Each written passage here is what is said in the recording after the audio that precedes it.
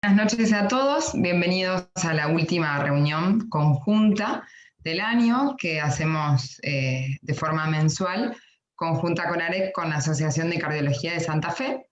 En el día de hoy presentaremos un caso que se titula ¿Es siempre la respuesta más obvia?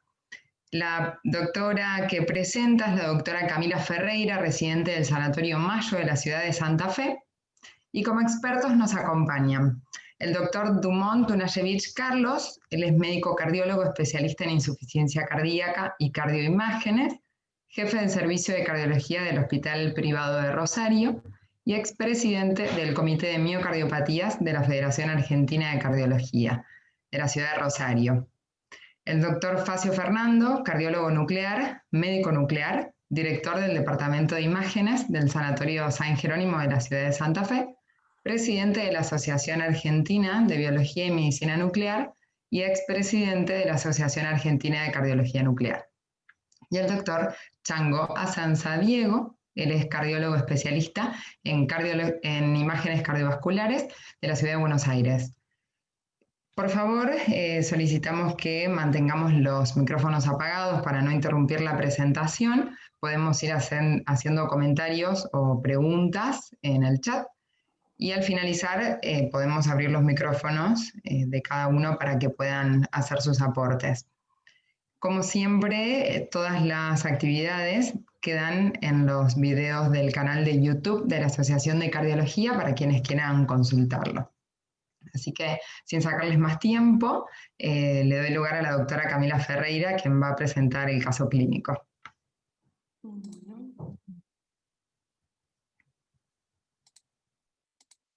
Ahí no me deja compartir la pantalla. Un segundito que ahí lo...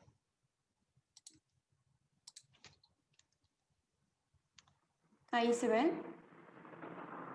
Todavía no, debe estar cargando. Estás habilitada, Camila.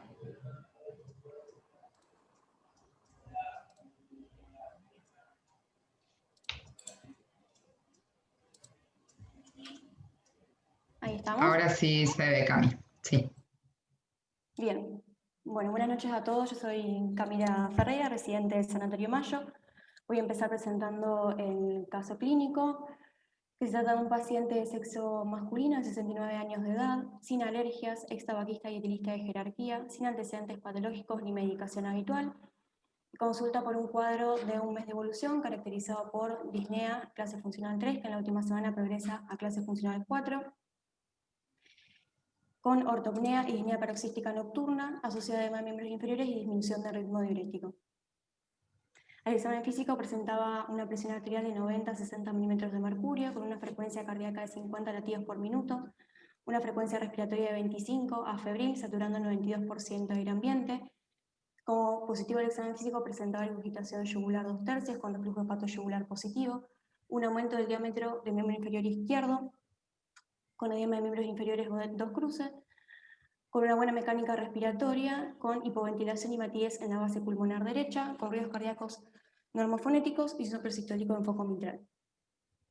En el laboratorio de ingreso no presentaba alteraciones importantes a destacar, solamente una leve hipocalemia, sin alteraciones en la función renal, sin alteraciones del hepatograma ni el coagulograma, sin anemia con una orina completa normal.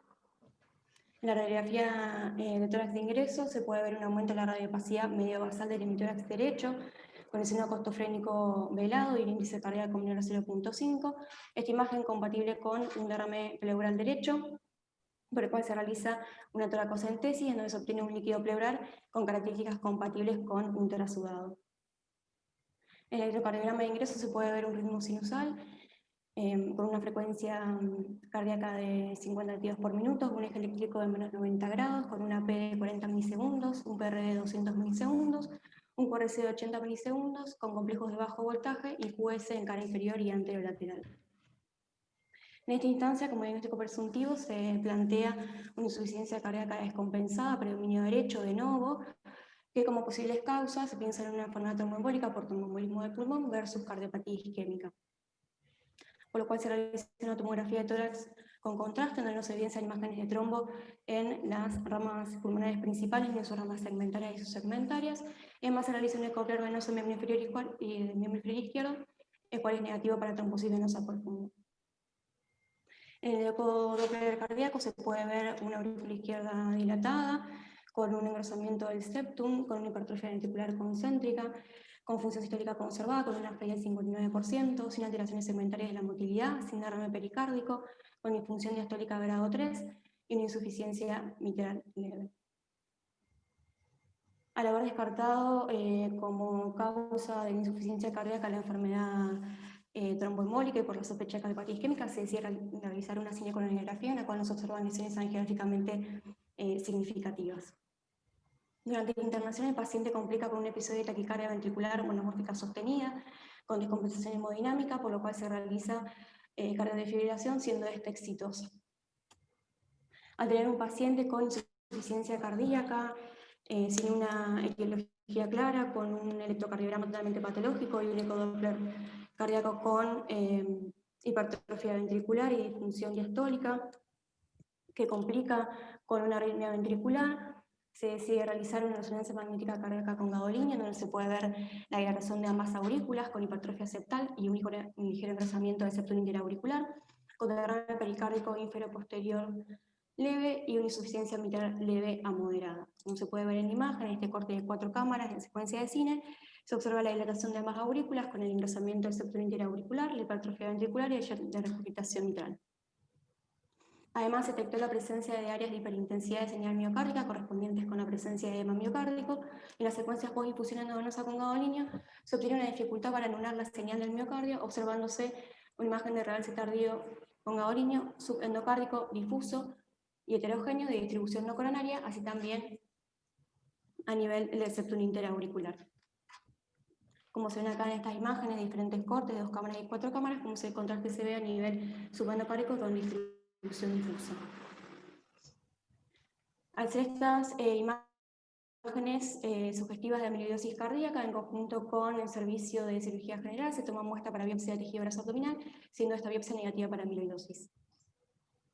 Como diagnóstico final se plantea una insuficiencia cardíaca secundaria a una miocardiopatía restrictiva infiltrativa con sospecha de amiloidosis cardíaca por ser un paciente que se presenta con insuficiencia cardíaca, con una disfunción diastólica e hipertrofia ventricular, sin hipertensión arterial y sin enfermedad valvular aórtica, con un electrocardiograma con complejos de bajo voltaje que no se correlacionan con esa hipertrofia ventricular, con un patrón de pseudoinfarto que complica con una arritmia ventricular y tiene en la resonancia magnética una imagen de realce tardío con gadolinio subendocárdico con distribución difusa. Como tratamiento de este paciente, se hace un tratamiento médico farmacológico con diuréticos endovenosos y como prevención secundaria de muerte súbita cardíaca se decide la colocación de un cardiodefibrilador implantable. Este paciente, cuando fue estabilizado por su insuficiencia cardíaca y posterior a la colocación del CDI, es dado de alta con seguimiento por ambulatorio para control y para continuar estudios, pero lamentablemente el paciente se internó en otra institución a los pocos meses, en la cual fallece. Bien, Camila, primero felicitarte por la presentación del caso, muy linda. Antes de la revisión me gustaría la opinión de los expertos si quieren hacer alguna pregunta puntual sobre el caso clínico o un aporte. Hola, sí, buenas tardes. ¿Me escuchan? Sí, se escucha bien. Ok, bueno, primero que nada, muy gustoso de acompañarles esta tarde. Agradezco mucho a la Asociación de Cardiología de Santa Fe por la oportunidad de estar aquí con ustedes. Y bueno, mi entrenamiento es en ecocardiografía y actualmente estoy haciendo resonancia magnética cardíaca y creo que este es un caso que ilustra, digamos, mucho cómo hoy por hoy podemos hacer el abordaje de un paciente con una patología que antes pensábamos que era muy infrecuente y que pues cada vez lo vemos más, ¿no? Esa es la realidad. Yo lo único que un poco quería mencionar desde el punto de vista de la resonancia, un poco para sumar, que estuvo muy bien descrita por la doctora, es que la resonancia se ofrece como un método muy interesante de estudio en distintas miocardiopatías. Bien sabemos que por un lado pues permite el estudio funcional, siendo el gold estándar hoy por hoy para el cálculo de los volúmenes ventriculares y la fracción de eyección. Pero por otro lado, digamos, con la distinción de la caracterización tisular que podemos hacer del miocardio ventricular, pues nos puede acercar a entender la etiología de la miocardiopatía de un paciente. Entonces, en primera instancia, para recordar simplemente que la primera distinción que siempre tenemos que hacer es si se trata de una miocardiopatía de tipo isquémico contra una de tipo no isquémico. Toda vez que la de tipo isquémico, digamos, tiene un realce de tipo que se confina al subendocardio, pero que respeta el territorio de una arteria coronaria. Y este caso es muy ilustrativo digamos, de cómo nos puede acercar hacia un diagnóstico de una miocardiopatía de tipo no isquémica, porque si bien tenemos un realce de tipo subendocárdico, se ve que es global, que no respeta el territorio de una arteria coronaria, pero además, si ustedes se fijan, a nivel medio ventricular y a nivel del subepicardio, también existe una falta digamos, de anulación del miocardio sano. Entonces, todas estas características hacen sospechar, además de como claramente se ve, la clara infiltración que tiene el endocardio auricular, en el septum interatrial y además en las válvulas atrioventriculares, tanto mitral como tricúspide.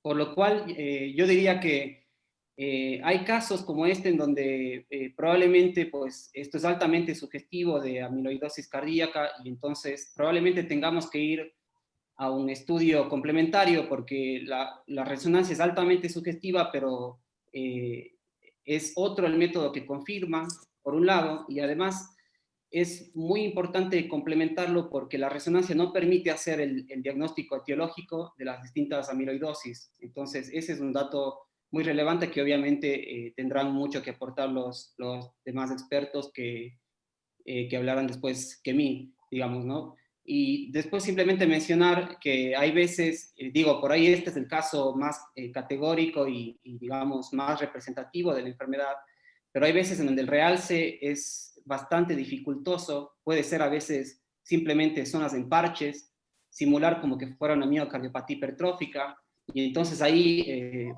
obviamente tendremos alguna dificultad más para realizar el diagnóstico etiológico de la enfermedad, digamos, ¿no? Así que muchas gracias. Muchas gracias, doctor. Fernando, quería aprovechar para que nos cuentes cuál sería, en este caso se eligió por hacer una biopsia, qué cambios tenemos si nosotros comparamos entre sensibilidad y especificidad cuando queremos ir a buscar con pirofosfato para buscar TTR. Hola, Fiamma. Muchas gracias. ¿Se escucha bien? ¿Se escucha bien?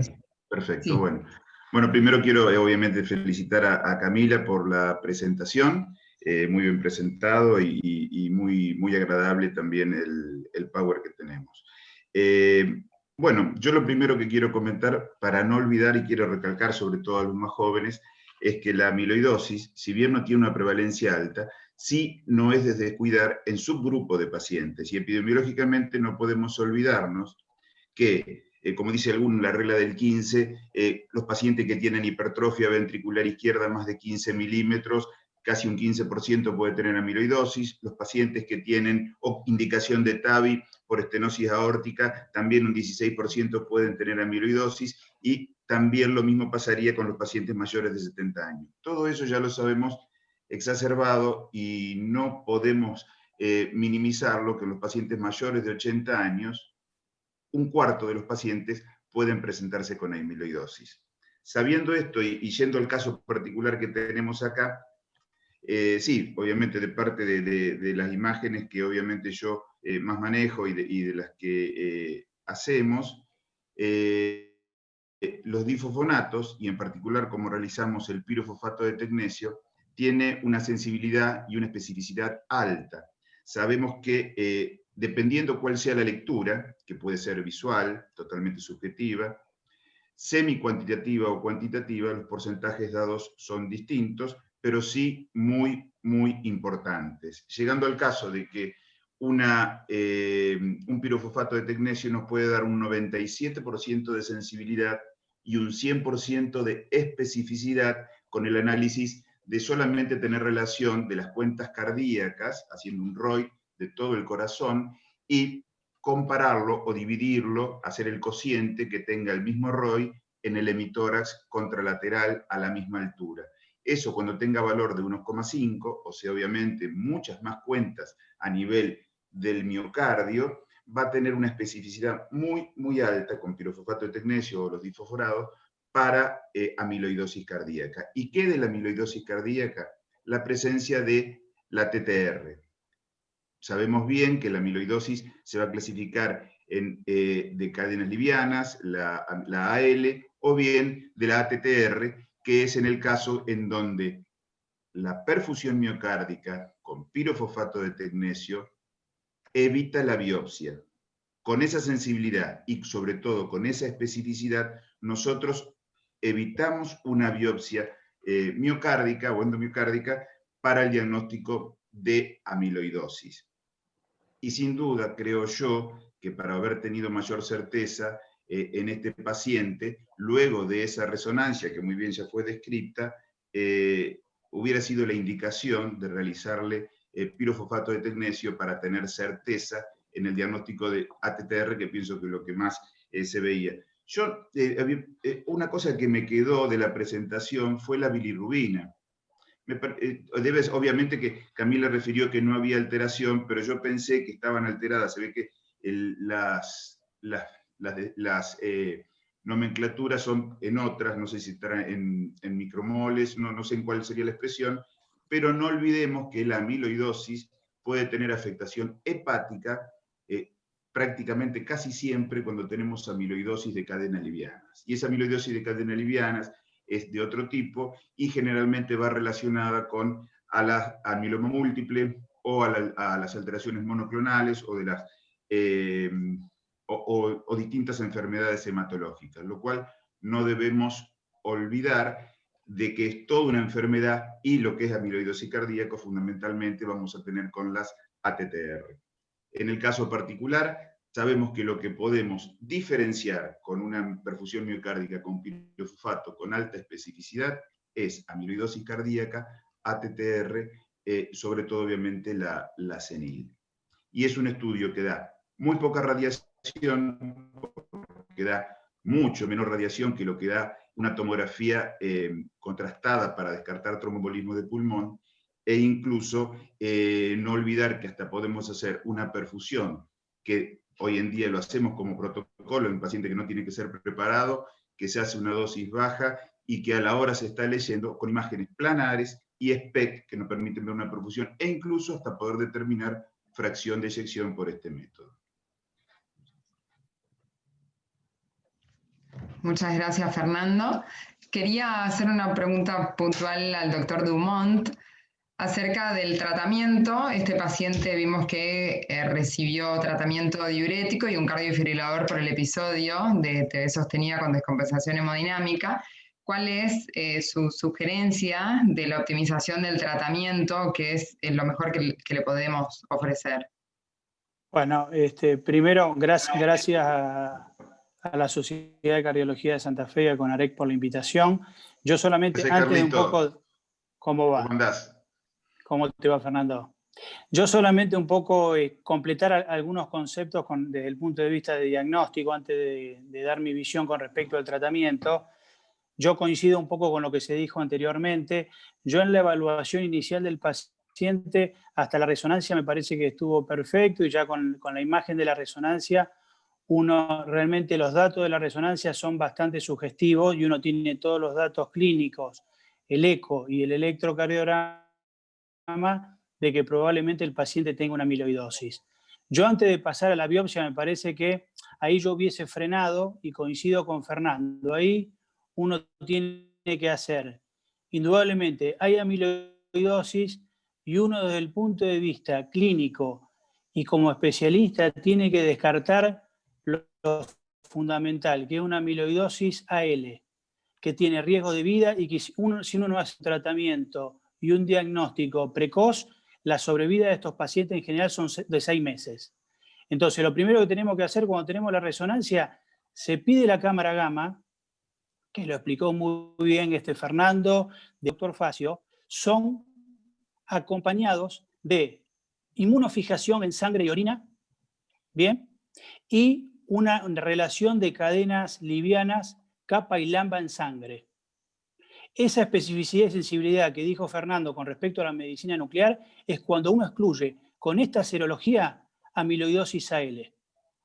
Si no tenemos estos datos, la sensibilidad y la especificidad de la cámara gamma no son esos valores, por lo cual uno tiene primero que hacer la cámara gamma y descartar amiloidosis AL. Si descartamos amiloidosis AL, y repito, cadenas livianas con kappa y lambda, inmunofijación en sangre y orina, no es proteinograma por electroforesis, es inmunofijación en sangre y orina. Si eso es normal y la cámara gamma tiene una captación grado 2, 3, ahí tenemos prácticamente un 100% de especificidad de amiloidosis por ATTR. Después tendremos que hacer estudios genéticos para ver si esto es la forma salvaje o una forma mutada. Bien, yo creo que eso es fundamental. Y recién, si la cámara gamma me da captación grado 2, 3, pero alguna de estas variables de serológica me da positiva, yo sí o sí tengo que hacer biopsia. No puedo decir que esto es por ATTR, porque hay casos demostrados de amiloidosis AL que pueden tener captación grado 2 y grado 3. Con lo cual, siempre hay que excluir la parte serológica. Ya si uno lo excluyó, si las proteínas me dan positivas, la relación kappa-lambda, la inmunofijación, ahí sí o sí, tenga lo que tenga la medicina nuclear, tengo que ir a buscar una biopsia y en general uno comienza con una biopsia en tejido graso y médula ósea y con los dos en general tenemos una sensibilidad del 80%. En el caso que estas dos sean negativas y seguimos teniendo una alteración serológica, tenemos que hacer la biopsia endomiocárdica. Parece que este es un dato desde el punto de vista diagnóstico importante para remarcar. Y un poco contestando a la pregunta tuya con respecto al tratamiento, en general estos pacientes toleran muy mal cualquier medicación para la insuficiencia cardíaca. Es más, una de las sospechas diagnósticas es cuando un paciente de este tipo, que estaba medicado con antihipertensivo o con medicación para insuficiencia cardíaca, se vuelven totalmente intolerantes a la medicación por hipotensión. Esto nos tiene que dar una señal de alerta que puede ser más cuando hay un hipertrófico en esa resonancia, que la causa es la amiloidosis.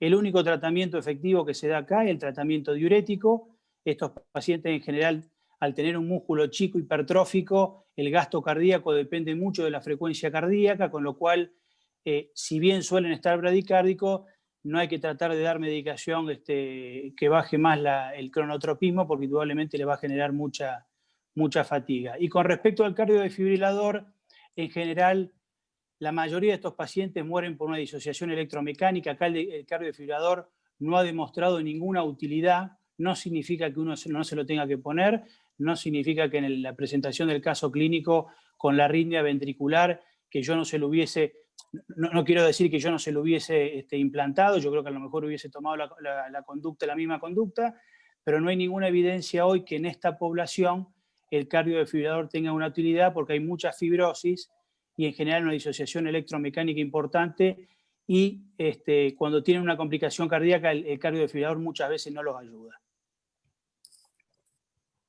Bien, muchas gracias, doctor. Vamos a dar lugar a Camila, que haga su revisión sobre el tema. Bueno, muy bien. La amiloidosis se la considera una enfermedad por el depósito extracelular de fibrillas anormales compuesta por diferentes subunidades de proteínas de bajo peso molecular. Estos depósitos proceden de proteínas solubles que sufren cambios conformacionales adoptando una estructura de hoja mal plegada. Estas proteínas mal plegadas, insolubles, no se pueden degradar y por tanto se facilita su depósito en los diferentes tejidos del organismo. La amiloidosis cardíaca se considera miocardiopatía infiltrativa por depósitos extracelulares de proteínas en el miocardio, que conlleva alteraciones tanto en la estructura como en la función del corazón, afectando inicialmente la función diastólica y a medida que va progresando la enfermedad se produce necrosis con fibrosis intersticial y el deterioro posteriormente de la función sistólica. La amiloidosis se divide en dos grandes grupos, la amiloidosis primaria y la amiloidosis secundaria. Dentro de la amiloidosis primaria tenemos diferentes tipos, en donde hay algunos que se asocian más frecuentemente con el compromiso cardíaco, como es la amiloidosis AL, asociada a los procesos linfoproliferativos. y amiloidosis por depósito de transtiratina wild type o salvaje, y también la amiloidosis por transtiratina mutante. La amiloidosis AL se produce por el depósito de cadenas livianas de inmunoglobulinas mal plegadas.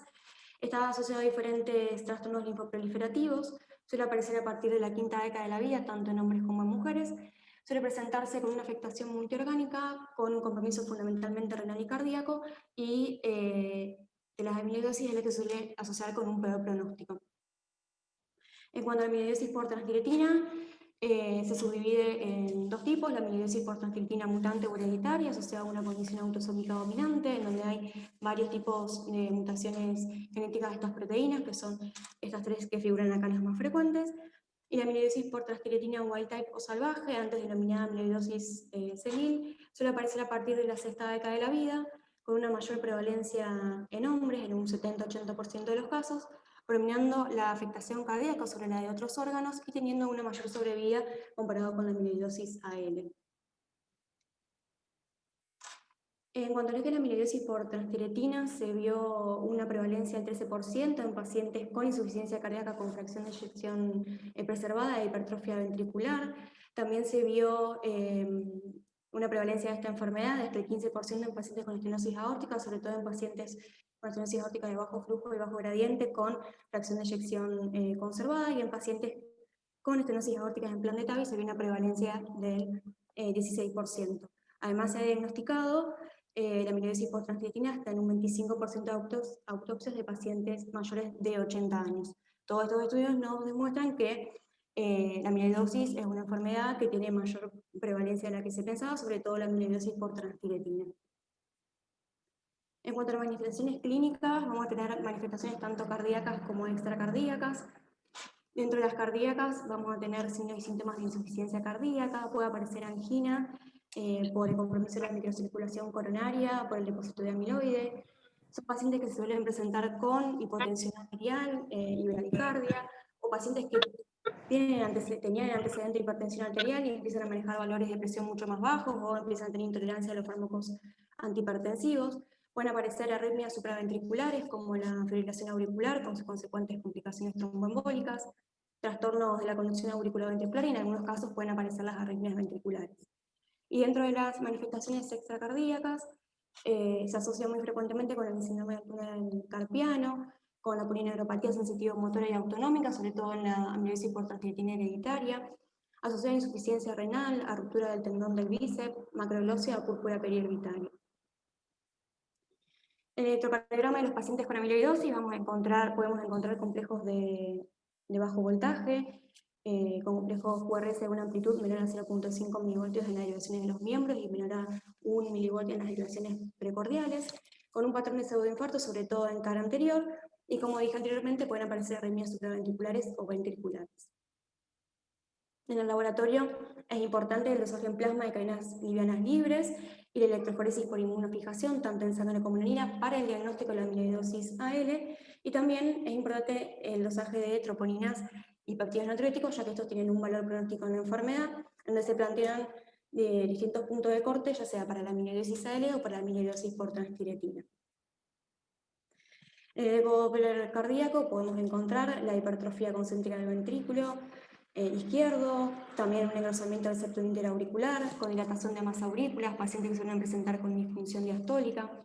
Pueden aparecer derrames pericárdicos leves, un engrosamiento de las válvulas auriculoventriculares, una disminución en el estrés longitudinal en los segmentos basales y medios con conservación de los segmentos apicales, y en algunos casos se puede observar el aspecto granular del miocardio que aparece en la amiloidosis. En cuanto a la resonancia magnética con gadolinio, también se puede observar la hipertrofia ventricular y la dilatación de ambas aurículas, y la imagen característica de realce tardío con gadolinio, que puede tener un patrón subendocárdico de distribución difusa, o en algunos casos con un patrón transmural, que suele aparecer en estadios más avanzados de la enfermedad y se suele asociar a un peor pronóstico. También se puede ver un aumento del volumen extracelular y un aumento del tenor nativo, en donde se empezó a ver un rol importante de la resonancia magnética cardíaca en la amiloidosis cardíaca, ya que en este estudio se vio que la mayoría de los pacientes que tenían diagnóstico de amiloidosis, ya sea histológico o con un ecocardiograma sugestivo de amiloidosis, la mayoría presentaba en la resonancia esta imagen característica de realce tardío con gadolinio. Sobre todo pasó a tener importancia para sospechar la enfermedad. En cuanto a la gamografía con fosfatos marcados con tecnesio, estos radiotrazadores que tienen la afinidad por el calcio se van a depositar en el tejido óseo, y en el caso de la amiloidosis cardíaca, por las microcalcificaciones del depósito cárdico, donde se va a hacer un análisis semicuantitativo de esta captación de radiotrazador por el tejido cardíaco en diferentes grados, en donde cuando aparece un grado de captación 2 o 3, es diagnóstico de amiloidosis, con una alta sensibilidad y una alta especificidad para hacer el diagnóstico de amiloidosis por transtiratina wild type.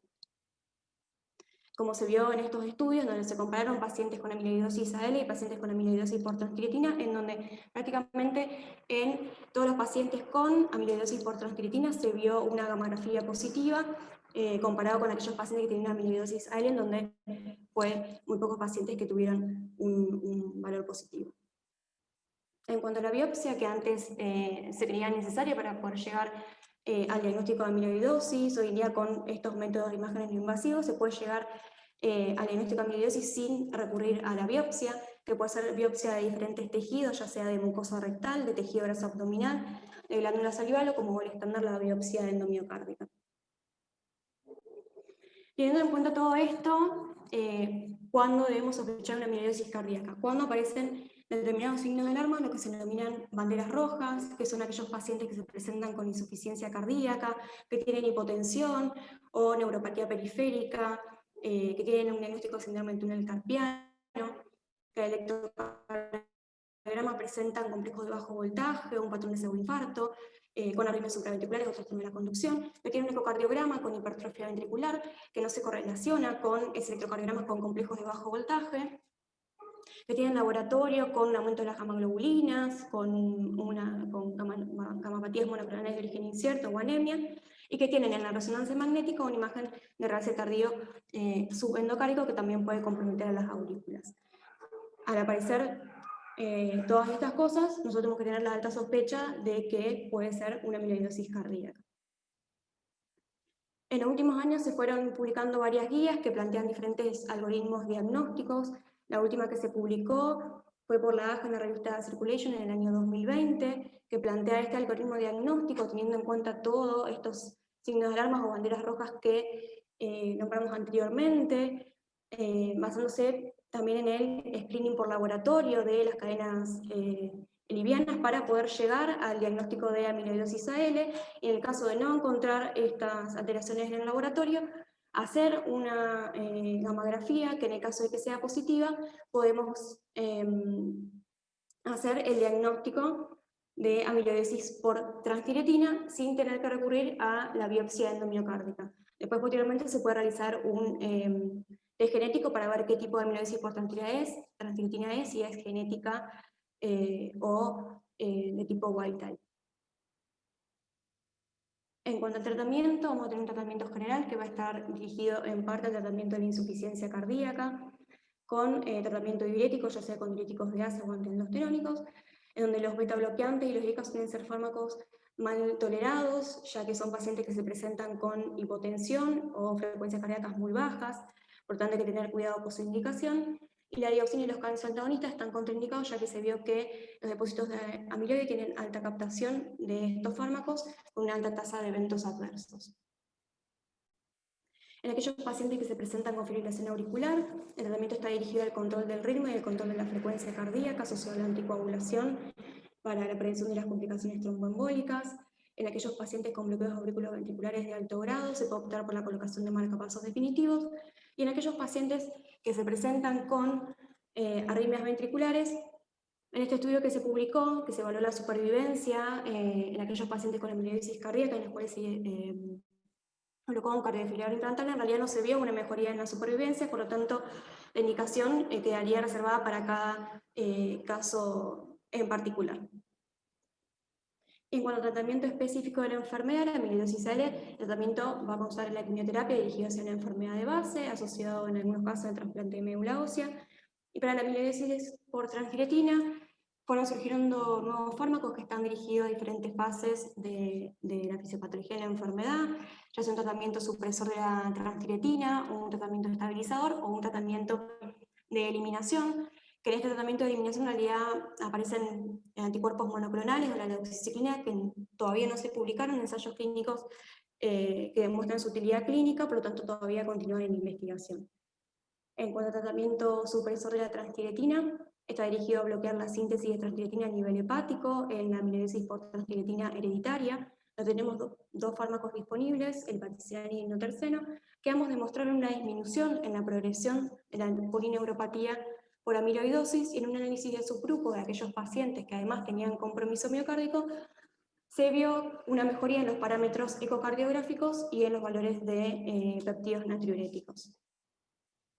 Y en cuanto al tratamiento estabilizador de la transtiretina, también hay dos fármacos disponibles, el diflunisal y el tafamidis, en donde solamente se publicó un estudio en el 2018 en donde compara el tafamidis versus placebo en pacientes con amiloidosis cardíaca por transtiretina, en donde se vio un beneficio en aquellos pacientes que recibieron tafamidis en cuanto a lo que es la mortalidad por cualquier causa y las hospitalizaciones por causas cardiovasculares, y también una mejoría en la clínica de estos pacientes. Este algoritmo de tratamiento también fue publicado en la guía de la AJA en el 2020, que es el tratamiento de la amiloidosis por transtiretina, que nombra tratamiento dirigido hacia la insuficiencia cardíaca, el tratamiento dirigido hacia la arritmia, ya sea a través de una terapia farmacológica o por dispositivos, y los fármacos modificadores de la enfermedad, ya sea para la amiloidosis por transtiretina, wild type, en donde se podría utilizar el tafamidis, y la amiloidosis por transtiretina hereditaria, en aquellos casos donde hay un compromiso tanto neurológico como cardíaco, se puede hacer un tratamiento combinado con inoterceno y patisiran asociado al tafamidis, y en los casos en donde hay solamente compromiso cardíaco, el tratamiento con tafamidis. Como conclusión, la amiloidosis cardíaca es una enfermedad que cada vez se diagnostica con más frecuencia, en donde el empleo de métodos de imágenes no invasivos, como la gamografía o la resonancia, permiten identificar de una forma más fácil y precoz a pacientes con amiloidosis cardíaca, y actualmente se encuentran disponibles nuevas terapias farmacológicas para el tratamiento específico de esta enfermedad, que en un futuro podrían mejorar el pronóstico de esta enfermedad. Muchas gracias. Muchas gracias, Camila, felicitaciones. Excelente la revisión. Cualquiera del público que quiera aportar, está el chat y se puede solicitar para abrir el micrófono y poder hacer consultas. Doy lugar a los expertos si tienen algún comentario. Sí, puedo hacer un par de observaciones del caso. Creo uno tiene que ver con el hallazgo de edema en las imágenes de resonancia magnética. La realidad es que en amiloidosis cardíaca como tal, digamos, uno puede tener, eso digamos se cuantifica a partir de una secuencia que es la secuencia potenciada en T2, que a nosotros nos permite identificar zonas de hiperintensidad con respecto de otras del miocardio, y entonces de esa manera tratar de determinar la presencia de edema en un segmento específico.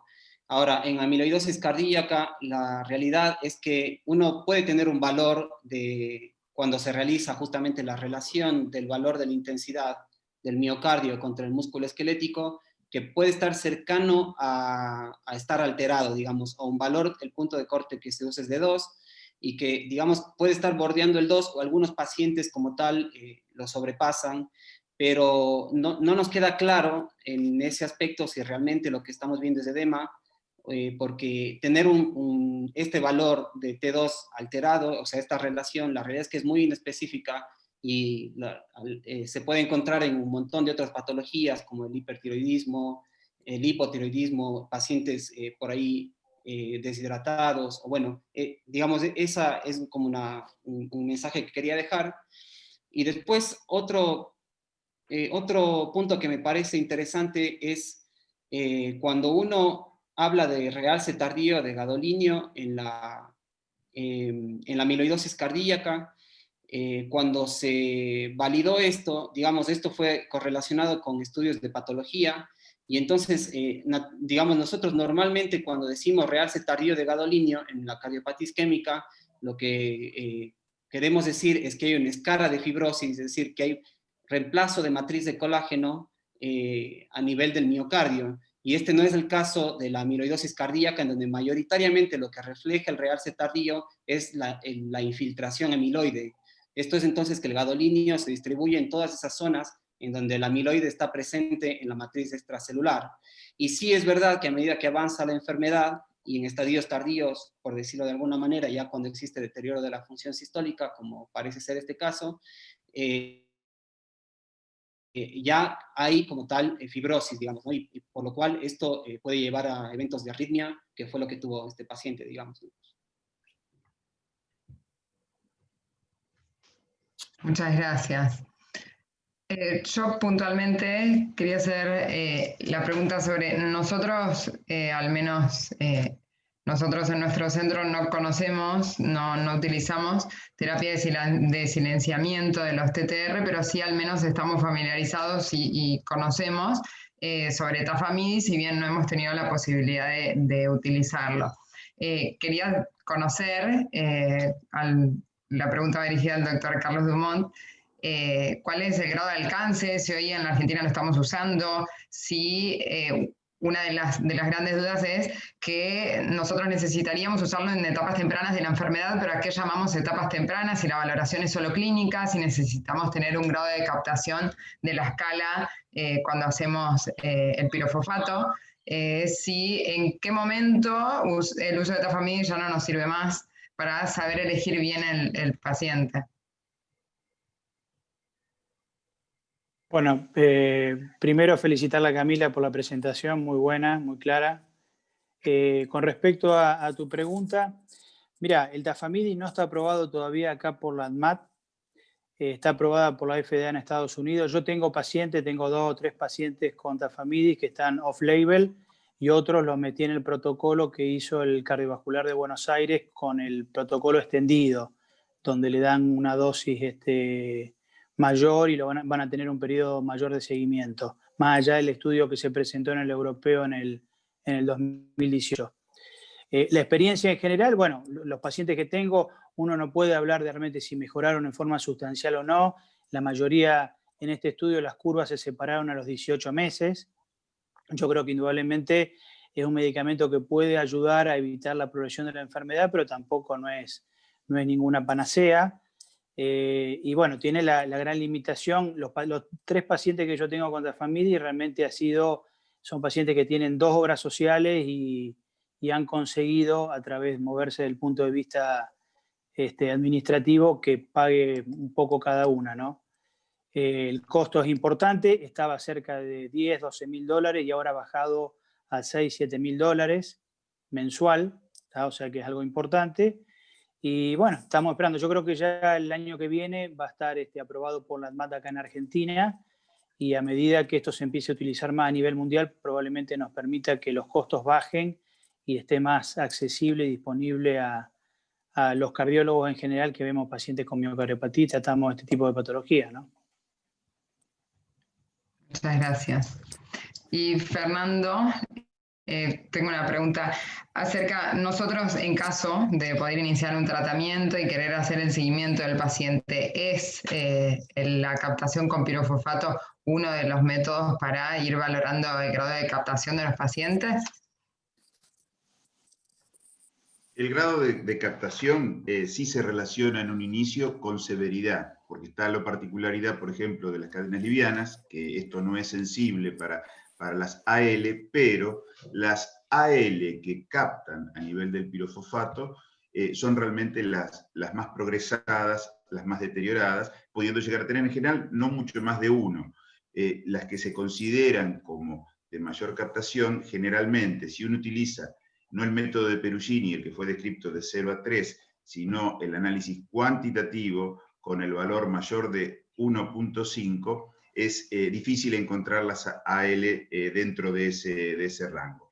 Pero después, obviamente, que la experiencia da fundamentalmente para el diagnóstico, porque no es totalmente directa la correlación en el seguimiento, y sí va a ser probablemente mucho más importantes los criterios clínicos que una imagen, porque el tema muchas veces es sobre todo detener la enfermedad.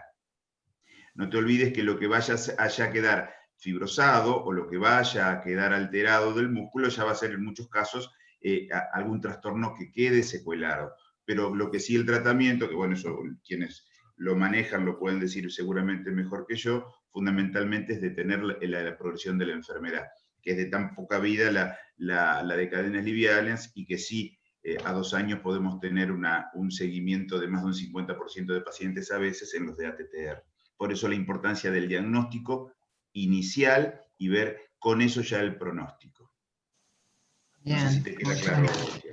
Sí, en realidad entonces es que no sirve Esto para es fundamentalmente diagnóstico y reemplazando biopsias. Si vos decís la utilidad máxima de lo que es una perfusión. Exactamente. Sí, pero hoy nuestra mayor valoración de progresión o no de la enfermedad no se basa en el grado de depósito que tenga, valorado ya sea tanto por atravesado tardío con gadolinio o con pirofosfato, sino la evaluación clínica del paciente sin ir a buscar no mensualmente, periódicamente, la cantidad de depósito. Eso era... Sí, pero en el diagnóstico sí que tenga mayor captación, te va a indicar si vos querés un mayor compromiso. ¿Puedo hacer un comentario ahí sobre ese tema? Bueno, yo ahora estoy en México, en el Instituto de Nutrición, y nada, simplemente quería compartirles que ahí tenemos una serie de 30 pacientes con amiloidosis hereditaria, o sea, con diagnóstico genético confirmado, los cuales están bajo tratamiento con tafamidis, y nosotros les hacemos el seguimiento, digamos, para evaluar la progresión, tanto por ecocardiografía, y ahí, bueno, un poco nos valemos de las nuevas técnicas, del strain, digamos, longitudinal, el strain de la aurícula, y de igual manera les hacemos imagen por resonancia magnética para justamente tratar de evaluar esto del cambio de la infiltración mediante el realce tardío de gadolinio. Todavía no nos queda del todo claro, o sea, creo que el punto, la observación es clarísima con respecto de que uno lo que trata de hacer es evitar la progresión, porque, digamos, tenemos pacientes que tienen, como el caso que presentaron hoy, un realce de gadolinio extenso, que están bajo tratamiento, ya con deterioro de la función sistólica, y la realidad es que no parece haber mejoría. Y sí, por ahí es un poco más, digamos, porque hay algunos pacientes que, como digo, acá se captaron por tener un diagnóstico genético confirmado, y nosotros, digamos, este subgrupo no tiene realce tardío de gadolinio, y sin embargo, en la progresión ya hemos visto algunas alteraciones, digamos, hacia peor, que no se traducen en un cambio en la fracción de eyección del ventrículo izquierdo, sino más bien lo que encontramos es deterioro de la mecánica ventricular. Y digamos, esto fue un trabajo que fue publicado por la doctora Zulma Vázquez en el Congreso Europeo hace el año pasado, y ella demostró ahí entonces que estos pacientes ya al cabo de un año, a pesar de estar con tratamiento con tafamidis, tenían, digamos, alterado el untwist, digamos, o sea, digamos, desarrollan algún grado de disfunción diastólica con respecto del año previo, y a pesar de eso sin tener ni deterioro de la función sistólica todavía, ni, digamos, alteración, alteración de la dinámica del gadolinio, ¿no? Muchas gracias. No sé si alguien más del público tiene algún aporte o pregunta. Renovar el agradecimiento a todos los que nos acompañaron, a los expertos por su tiempo, y felicitaciones de nuevo a Camila por la presentación. Los dejo con el doctor Guillermo Lerma. Buenas noches. Bueno, gracias a todos los que participaron. Gracias especialmente a CONAREC Santa Fe en la figura de la doctora Caimi. Este fue el último caso, la última presentación de caso de este año tan atípico, que a pesar de las dificultades pudimos hacer yo creo, una buena agenda de actividad, participando todos los centros de la ciudad. Quiero agradecer a todos los residentes que protagonizaron este espacio, presentando sus casos, preparando cada una de las presentaciones, y a los expertos que nos han ido acompañando en todo este año con sus conocimientos. Y bueno, quiero aprovechar también este espacio para, desde la asociación, hacer un pequeño homenaje, un reconocimiento al doctor